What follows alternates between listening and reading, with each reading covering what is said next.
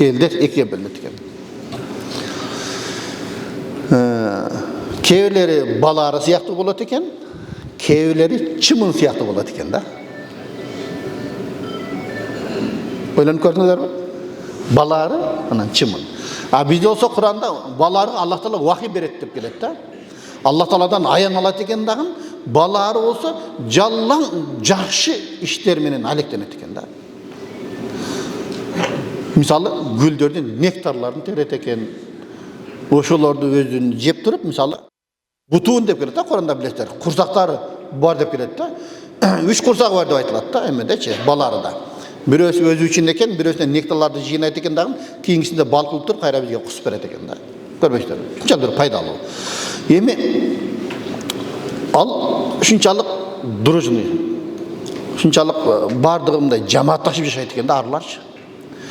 Bir жерден bir арык bir балды көре турган болсо, нектарды келип туруп башка жамааттагылар чакырып барат экен дагы, барды жалпы барып туруп ошол жерден бал ташыйт экен да. Жамаат менен бирге болот экен да, баягы жерде.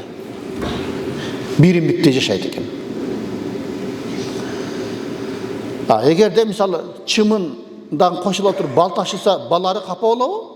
Капа болбойт. Ташса ташый берет. Ал бирөө менен иши жок экен да, баларычы. Өзүнүн ишин кылып жүрөт экен.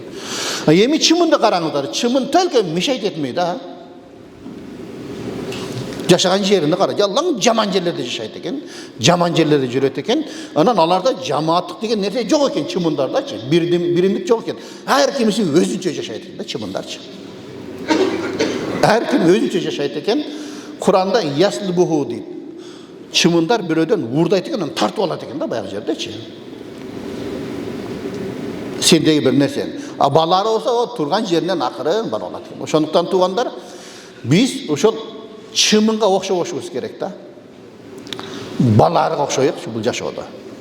Жалаң жакшы нерселерди алалы, бирөөгө жакшы нерселерди тартып алайык. Айрыкча мына ороз айында ошол нерседен өзү сабак алып туруп, башкаларга дагы ошондой бир нерселерди тартып алайыкчы туугандар. Эми чымын нелерди жебейт? Каерлерде жүрбөйт? Мисалы азыр бардыңыздардан сурайынчы, мисалы, кимиңиздер мисалы баларыга жимденесиздер? Эч ким жим келбейт да баларыга. Баларыга жимденген, каршы чыккан эч ким. Анткени ал бирөөгө тоскоолдук жаратпайт экен. Ал өзүнүн иши менен жалаң жакшылык менен алектенип жүрө берет экен да. Чымынды кимиң жакшы көрөсүздөр? Бүтелі бар жаман көрді, чымдан кейін, анын алектенген иши дайын эле да. Ошол себептен туугандар жашоодо да адамдар экиге бөлүнөт экен да, же балары, же чымын экен да.